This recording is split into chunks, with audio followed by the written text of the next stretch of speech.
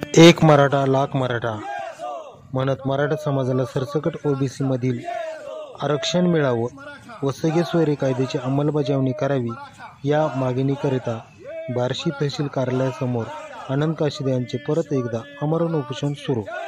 उपोषणाला बसण्यापूर्वी त्यांनी अर्धनग्न दंडवत घेऊन उपोषणाला सुरुवात केली। यावेळी त्यांचे सहकारी विनायक घोडके, विक्रम गायतिडक, हनुमंत कर्रे, अमोल पोट्टे, बापू माने, हनुमंत भोसले, प्रमोद शिंदे इत्यादी समाज बांधव मोठ्या संख्येने उपस्थित। आनंद काशिदे यांनी अर्धनग्न दंडवत व उपोषण याविषयी चर्चा केली असता आपण रणसंघर्ष डिजिटल न्यूज या चॅनलला नवीन असाल तर लाईक करा, शेअर करा व सबस्क्राईब करायला विसरू नका। यावेळी आपण आनंद काशिदे यांच्याशी थोडक्यात बातचीत करत आहोत। रणसंघर्ष डिजिटल न्यूजमध्ये आपलं मनपूर्वक स्वागत। अर्थात मी परमेश्वर कदम। आज आपण बार्शी तालुक्यातील मराठा समाजसेवक शिवश्री आनंद काशिदे यांनी आज जे आमरण उपोषण धरलेलं आहे ते कशा प्रकारे असेल, संदर्भ कोणता आणि कशासाठी, यांनी गेली 90 दिवस यापूर्वी उपोषण केलेलं आहे। ज्याप्रमाणे मनोजदादा जरांगे यांनी आमरण उपोषणाची सुरुवात केलेली आहे त्याच पद्धतीने यांनी हे बार्शीमध्ये उपोषण सुरू ठेवलेलं आहे। आज आपण त्यांच्याशी थोडीशी बातचीत करत आहोत। नमस्कार दादा। जय जिजाऊ, जय शिवराय। आज बार्शी तहसील कार्यालयासमोर मराठा योद्धा मनोज जरांगे पाटील यांनी जे अंतरवली सराटीमध्ये आंदोलन चालू केलं आहे, आमरण उपोषण चालू केलं आहे, त्यांना पाठिंबा म्हणून आज तहसील कार्यालयासमोर आपण सुद्धा आमरण उपोषणाला सुरुवात केलेली आहे। जोपर्यंत जरांगे पाटील अंतरवाली सराटीमधील आमरण उपोषण पाठिंबा घेणार नाहीत आणि राज्य सरकार मराठ्यांना सगळे सोयरे या कायद्याची अंमलबजावणी करून ओबीसीमधलं आरक्षण देणार नाही तोपर्यंत बार्शी तहसील कार्यालयासमोरील आमरण उपोषण थांबणार नाही। ही काळ्या दगडावरची पांढरी रेघ आहे। समजा मराठा समाजातील एखादा युवकाने लव्ह मॅरेज जर केलं तर त्याला आपण सगळे सोयऱ्यामध्ये घेणार का? सगळे सोयरे या नावच त्याचं सगळे सोयरे आहे। म्हणजे तो एकदा आपला झाला किंवा ती मुलगी जर समजा लग्न करून मराठा समाजासोबत लग्न करत असेल तर ती सगळे सोयऱ्यांमध्ये आलीच। सगळे सोयरे हे नावच असल्यामुळं त्यांना सुद्धा सगळे सोयरे या कायद्यानं आरक्षण मिळावं अशी आमची मागणी आहे आणि सरकारला विनंतीसुद्धा आहे।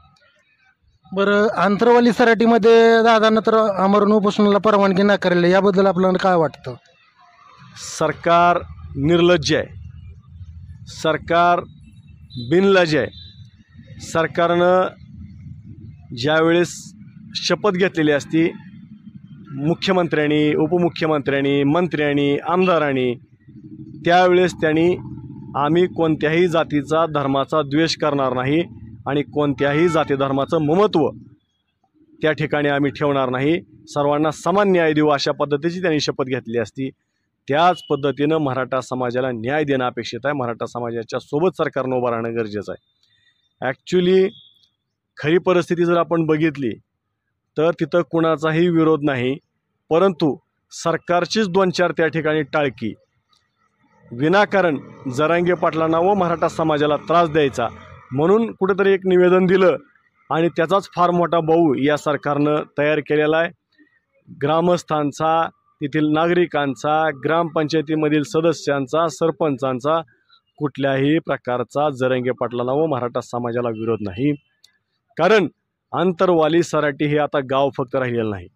अंतरवाली सराटी हे महाराष्ट्रातल्या अनेक पवित्र स्थळापैकी, अनेक प्रेरणास्थळापैकी ते एक प्रेरणास्थळ आणि पवित्र ठिकाण या महाराष्ट्रामध्ये झालेलं आहे। तिथं कुणाचाही विरोध नाही, परंतु सरकार जाणीवपूर्वक त्या ठिकाणी मराठा समाजाला विरोध आहे असं दाखवण्याचा प्रयत्न करते, परंतु कुठलाही त्या ठिकाणी विरोध नाही। त्याच्यामुळं जरांगे पाटलांचं आमरण उपोषण आज सकाळी 10 वाजल्यापासून चालू झालेलं आहे आणि बार्शी तहसील कार्यालयासमोर सुद्धा माझं या ठिकाणी आमरण उपोषणाला सुरुवात झालेली आहे। आपण सकाळी अर्धनग्न होऊन दंडवट घेतलेला आहे, याबद्दल आपण काय सांगाल? आज आम्ही बार्शी तहसील कार्यालयासमोर आंदोलनाला बसताना अर्धनग्न अवस्थेमध्ये दंडवट घेत आमरण उपोषणाला सुरुवात केलेली आहे. कारण या सरकारला जाग यावी, ह्या सरकारनं भानावर यावं की मराठ्यांना सुद्धा त्यांच्या हक्काचं आरक्षण ओबीसीमधलं द्यायचं आहे. कारण सरकारनं ज्यावेळेस जरांगे पाटलांचं आंदोलन अंतरवाली सराटीमध्ये पहिलं उपोषण चालू झालं होतं त्यावेळेस त्यांनी सांगितलं होतं की तुम्हाला सरसकट ओबीसीमधलं आरक्षण देण्यासाठी पुरावे शोधावे लागतील आणि त्या पुराव्याची गरज आहे. म्हणून भोसले समितीची स्थापना केली, भोसले कमिटी त्या ठिकाणी नेमली आणि भोसले कमिटीच्या माध्यमातून पुरावा गोळा करण्याचं महाराष्ट्रभर काम केलं. 54 लाख पुरावे सापडलेत, 54 लाख कुणबी नोंदी सापडलेत. अजून कसला तुम्हाला पुरावा हवा आहे, अजून कसलं त्या ठिकाणी तुम्ही संशोधन करताय. म्हणून आम्ही या सरकारला जाग यावी याकरिता अर्धनग्न होऊन बार्शी तहसील कार्यालयासमोरील आंदोलनस्थळापर्यंत आम्ही दंडवट घेतला की सरकारला जाग यावी, सरकारच्या डोक्यामध्ये प्रकाश पडावा की मराठे आता स्वतःहून अर्धनग्न व्हायला लागलेले आहेत आणि आंदोलनाला बसायला लागले आहेत. त्याच्यामुळं त्यांचं लवकरात लवकर आरक्षणाचं जी मागणं आहे ते पूर्ण करावं याकरिता आम्ही अर्धनग्न होऊन आंदोलन केलं. पण सरकारला आमची विनंती आहे की मराठ्यांवरती तुम्ही अर्धनग्न होण्याची वेळ आता आणलेली आहे.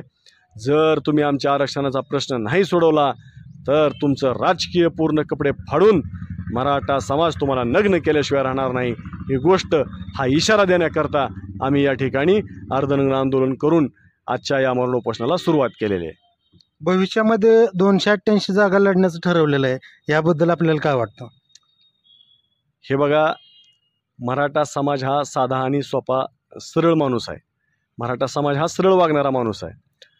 जरांगे पाटलांनी कालच्या लोकसभेमध्ये इशारा दिला की ज्यांना पाडायचं त्याला पाडा, पण असं पाडा की पाडणाऱ्याला परत तलप न झाली पाहिजे 5 पिढ्या उभा राहण्याची. त्याच पद्धतीनं मराठ्यांनी आत्ताचा निकाल महाराष्ट्रामधला दाखवला आहे. असं पाडलंय की त्यांना तलपसुद्धा व्हायची नाही, परत खासदारकी सोडा ग्रामपंचायतीला सुद्धा उभा राहण्याची. अशा पद्धतीनं पाडले.